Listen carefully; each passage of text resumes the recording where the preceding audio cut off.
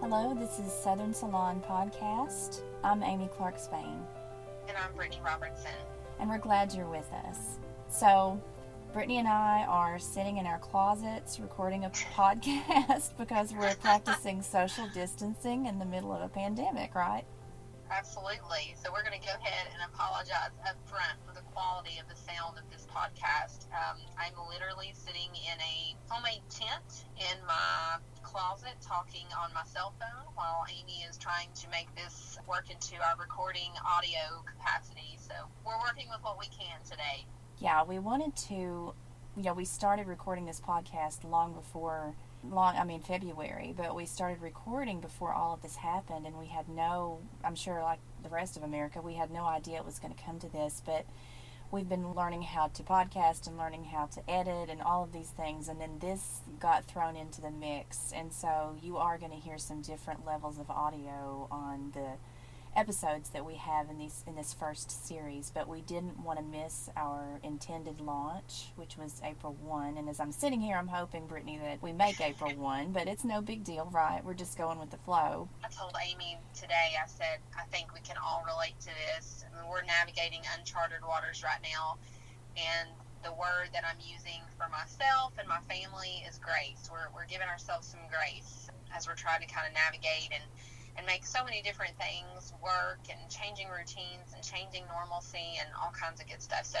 we're giving ourselves some grace right now. We are, and we had originally called this, well, we're still calling it Unfiltered, but we had originally been planning to talk about social media in this podcast and its effects on people when life looks perfect. But I don't think we need to go down that road now, because it's clear that everybody's in the same boat, and I think we're going to keep the title Unfiltered because now we are seeing unfiltered lives. We're seeing people grapple with the reality of, I know the phrase a new normal is almost tired now, but that's kind of where we are. And you and I are both moms. We have kids who are now home, and I think we wanted to talk about how we're dealing with that. I read something this morning that I thought was so good, and it was talking about obviously everything that's going on and how so many things have changed.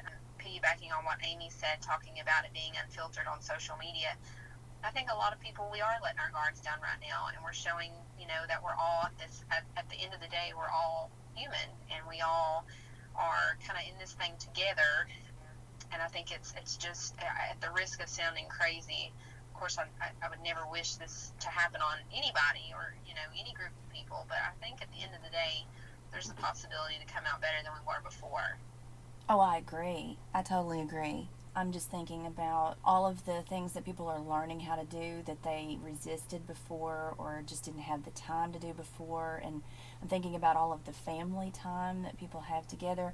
And I'm not discounting, people who are suffering because they're out of work. And, I know people don't want to be home if they need to be working. But right. If we do want to see a silver lining, I think time is the silver lining. Time, that's what I'm trying to remember with my kids, is not to get stressed out about a schedule, because that fell apart pretty much the second day that I tried it. I had good intentions that first day. I was actually, if you saw me the first day, I looked a lot like Mary Poppins. But by the third day, I looked like Miss Hannigan off of the Annie, the movie.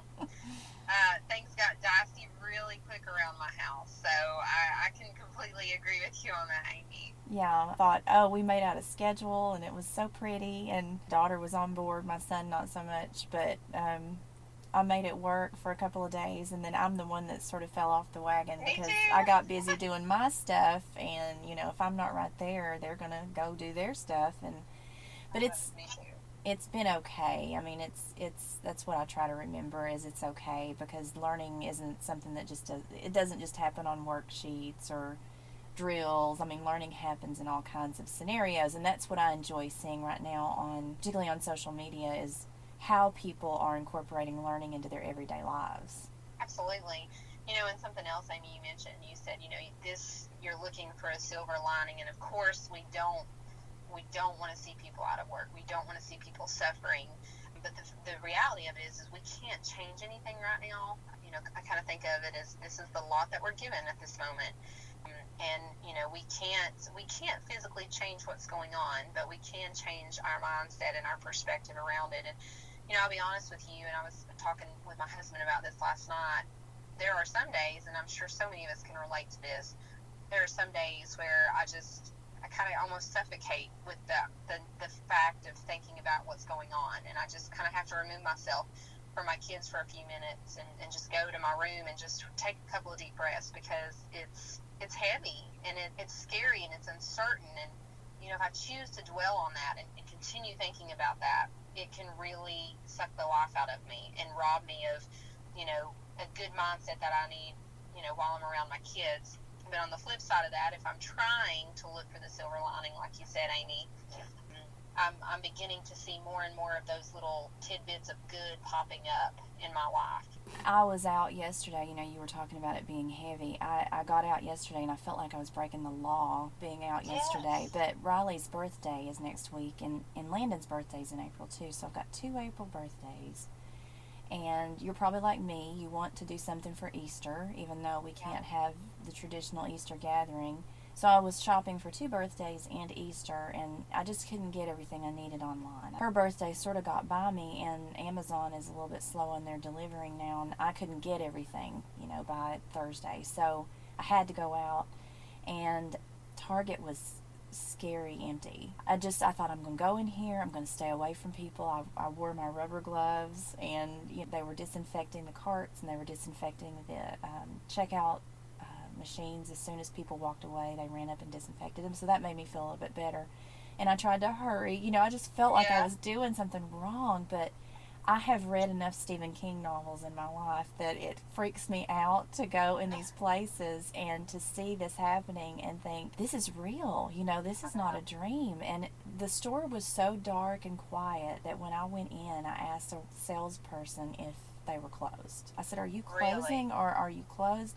And she said, no, we're not closed. And I thought, wow, people really are staying home. But then I looked at those of us who were in there and I thought, are we part of the problem? We should be home, but we're not home.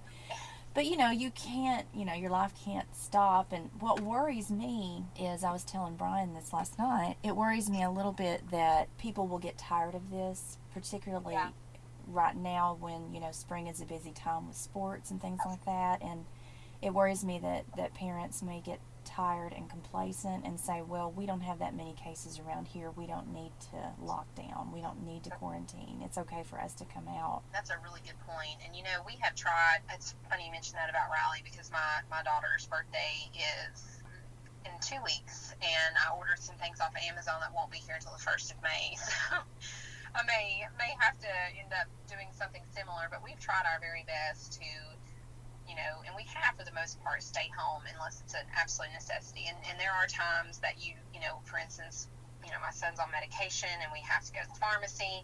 I've gone to the grocery store once. I guess, like you said, Amy, the scary part in all this is that you can only control what your family does. You can't control what everybody else does.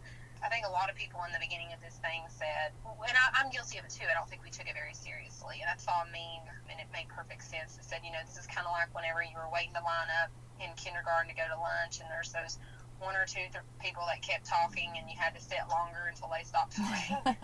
It's kind of like we're all sitting in timeout waiting until we can get this storm to pass. And kind of going back to what we were talking about being unfiltered, I think a lot of people have let, myself included, you just kind of let your guard down, and I think you're peeling back layers of almost even sanity, When Amy and I originally recorded this podcast, we were talking about it being unfiltered on social media and how we spend so much time curating, a reality, I guess you could say a false reality on social media. And I think what we're seeing right now is so many people really getting back to who they are and truth and reality. And I think that's, again, one of those silver linings. I think I'm looking at one of those, is that we're seeing people be real. And real is a good thing sometimes. I was thinking last night, when was the last time I really felt like our nation came together like this? When I say come together, we're all in the same situation, and we are collaborating on that and thinking about that, and everything that we do and say has, leads back to this. And I guess in my mind, 9/11 was really the last time that we had something happen that was so traumatic that it affected everybody. Well, Everybody. I mean, absolutely. But even then, thinking about 9/11, I agree 100%. Like for us, we lived down here in the bottom of the Appalachian Mountains, and you hurt for those people. You knew our country was being attacked, but you were also kind of removed from it because it was so far away. Mm-hmm. But this is everywhere. It is. This is impacting everybody on a personal and close in proximity way. And I've never seen this in my lifetime. So, have your kids been asking any questions? Do they have any fear? Have you had to deal with that at all? Again, going back to kind of keeping my marbles together, I've been honest with the kids to a degree and kind of talking about what's going on. They know, for those of you that are listening, our schools are canceled indefinitely through the end of the school year. So we are essentially on summer break. I'm trying to keep sort of a routine in the mornings, doing a little bit of schoolwork, because I don't know what it's going to look like. Are they going to go back to school earlier in the summer? Are they going to, I'm trying to keep a little bit of normalcy around, but, they've asked a few questions. They understand why we can't go places. But as far as like really, really understanding it, this is what I love about kids. I love their innocence and I love their resilience. I don't think they don't understand the depth of this. Mm-hmm. How about yours? Well, mine are 10 and 12. I'm going to go ahead and round up because their birthdays are soon. I think they get it. I think they see what's happening. They watch the news with me. I think their number one question is, how long do you think this is going to last? When do you think it's going to be over? Because I think they're aware of, at first it was really cool that they didn't have to be at school anymore, but, boredom is starting to set in, and they're aware that they can't go see their grandmother, and really hit Riley hard when she realized she couldn't have friends over for her birthday. Yeah. So it's beginning to affect them in terms of how it's changing everyday life, but it's like, when will it be over? And I'm just honest with them, like, we don't know. This is something I've never lived through before, and this is something that's what I told them. I said, this is going to be in the textbooks. If not, by the time you're in high school, your kids will be studying this in their textbooks. I mean, you are living through a historical thing, and Absolutely. You probably need to write about it.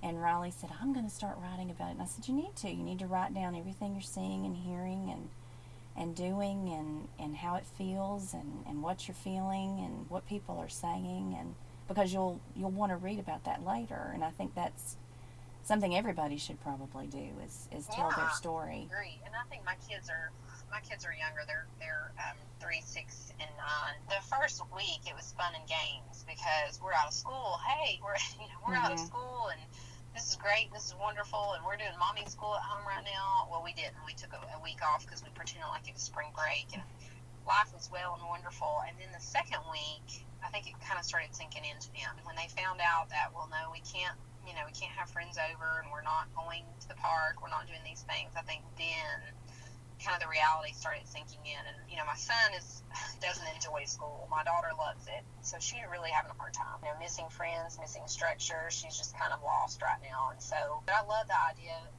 of journaling and letting them write about it, because you're right. I think for myself at least, one of the hardest things about this is that it is, in some sense, well, it is. It's unprecedented. I think we're looking to history in a way, like, how do you handle this? How do you react? How do you do? And nobody has answers. It's learning as we go. And I guess, we think we're in the 21st century.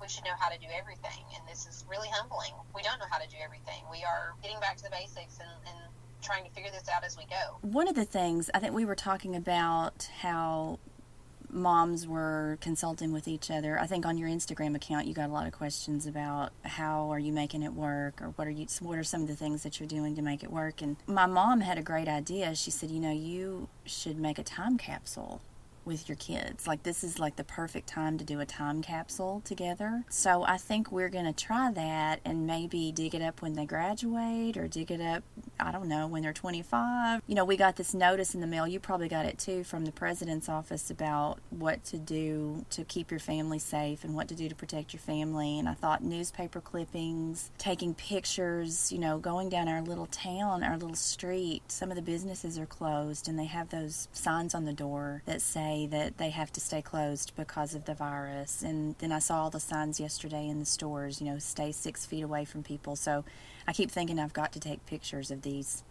You know, I've got to have images of these things, and I think we're going to make a time capsule and bury it in the backyard. That's a really good idea, and we'll probably do that as well. You know, again, we are in historical times, and I think pulling your kids in and making them aware to some level at least of what's going on. Like I said, I'm trying to explain this to little kids and in not so scary terms, but at the same time serious terms, so they know, like, stop pitching a fit when we can't go to Chick-fil-A. So I think that's a really good idea to kind of get them involved and really help them to kind of see the bigger picture of what's going on. Another big thing for me is getting them outside, not necessarily around people, but we have the advantage where we live in a rural area, and I know you have property on your farm, so you all can run free and wild. You know, getting out on these trails. We went biking the other day, and we went somewhere we had never been before that was so close to our house. I couldn't believe that we'd never been at the trail in Appalachia. It was just wonderful. We just had the best time, and they didn't know how much they were going to like it. That's another thing is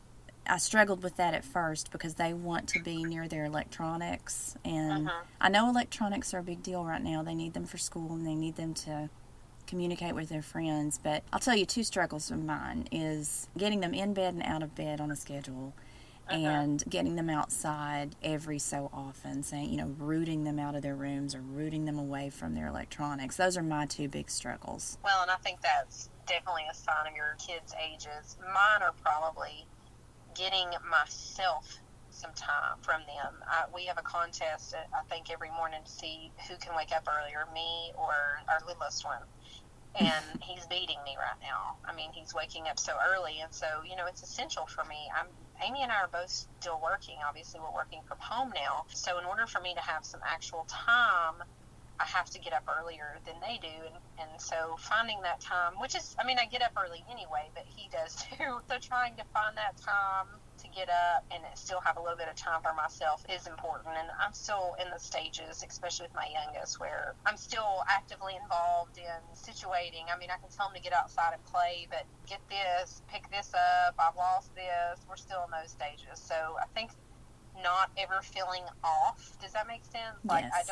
I feel like at this point I'm always on. Well, I understand. I remember those days. I do remember those days. Step away and be off for a minute, you know, unless I'm doing what I'm doing now, which is, you know, my husband's working from home, and I said, give me an hour this morning to podcast with Amy. So I've locked the bedroom door, I've locked the closet door, and this is like the first time I've had alone in a couple of weeks. So I think that part is definitely an adjustment for me. But, you know, Amy, Ben and I were talking about this. You know, we do live in a really rural area, and I feel like we have kind of a different lifestyle. I have resisted as much as I can the busyness of society, but it's also been easier for me because my kids are still young. We're not so involved in things. What I thought when all this social distancing stuff started happening, I thought, well, this really won't be a change for me, a lot of change, because we do a lot of things together as a family. We are outside a lot. We are homebody. But what I'm seeing now, Amy, is, wow, this is so different. I mean, it's opened my eyes to the difference between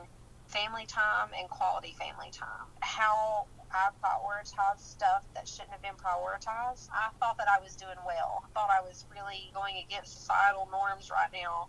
And this has showed me that really I was busy and unorganized, and, you know, my priorities were out of whack in a whole different way. This is a lesson for me. It's a big lesson for me. Well, I think it is for everybody. I think everybody is feeling something similar to what you're describing. I knew that I was busy. I felt like I was neglecting the kids so much, you know. But this has been a good time to readjust and rethink your priorities and rethink what's important. And it is important, particularly with kids your age, and I'm talking to any mom out there with kids, is self-care. I mean, if you are not taking care of yourself, you're not going to be good to anybody else. And so if you do have a strategy for that, I think everybody needs a strategy to find some time for self-care. I get up before the kids and I try to get a workout in. I try to do yoga. Even if I don't feel like working out, I do yoga which can be a workout. I walk the dog around the block. I spend some time with my Bible. I spend some time in prayer and journaling. And, I just, those are the things that I do to get my mind right before they get up. That is the key. And I think a lot of it, too, is we've just not got a really good schedule down yet as far as sleep goes, because we've been staying up later to catch up on the work that we've not been able to do during the day. And then when we go to bed, we're trying to wake up early, but yet, our youngest son is beating us up, and then the other ones wake up. So we're still struggling, trying to kind of find that norm.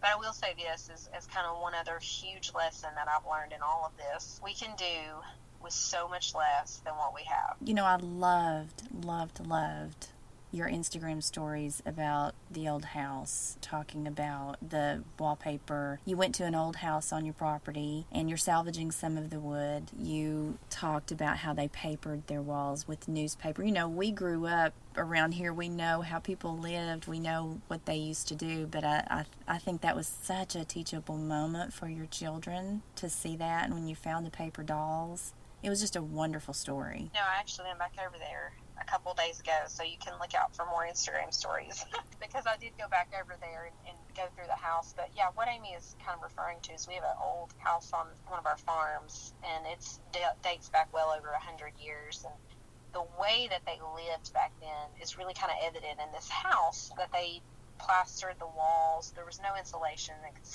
The only thing that served as, a barrier between the wind and the people in the house was layers and layers of boxes and cardboard and wallpaper and newspaper. And so we've been peeling back those layers and really, in my mind, finding little treasures.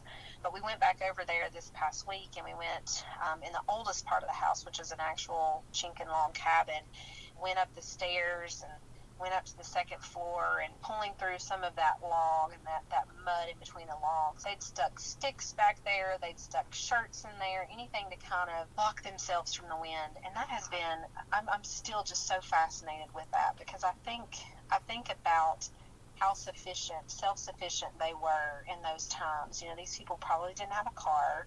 So if they didn't have it at their house, it was probably an ordeal. And here I am looking at my own life, thinking about how much I rely on the grocery stores, how much I've relied on Target, how much I've relied on, all of these stores that all of a sudden I can't really go to. And that's been a big eye-opener for me. And it's really kind of showed me the importance of kind of getting back to the basics and being reliant not on the world as much as I am on what we're able to do here.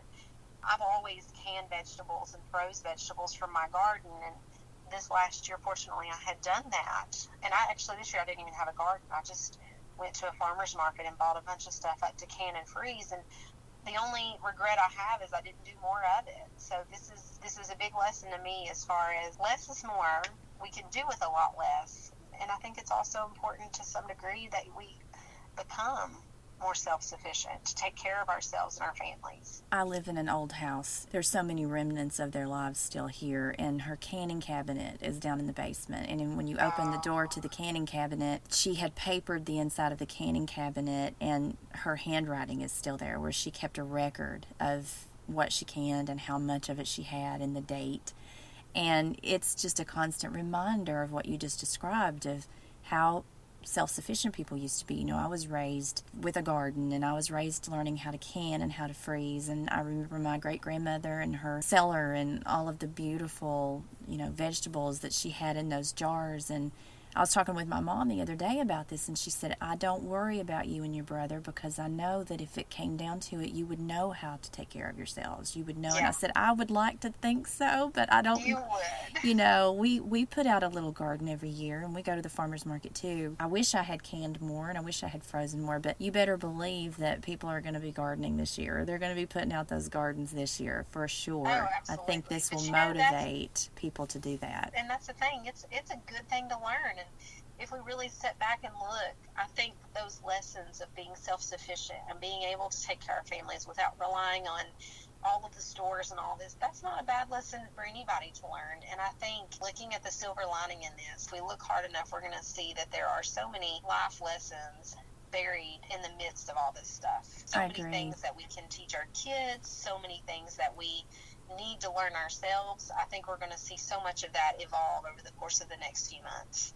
Yeah, and even if you don't have land or you don't have a piece of property where you can put a garden, you can do, box gardening. You can do something you can grow tomatoes in a bucket. And that's a great way to teach kids how to grow, canning and cooking. That teaches math. I mean, there's just so many ways that we can integrate things that they learn. I've seen several people say that they're going to teach their kids how to write in cursive, because this is the time to do it, and they don't have time to teach that at school. So this is the time to teach them how to write in cursive. I mean, I really love how people are turning back to the old ways, and kids, maybe that's another silver lining, is that kids are going to learn things as a result of this that they would not have learned otherwise. I think so. I think if we're looking for a silver lining, I keep reminding myself of this every day.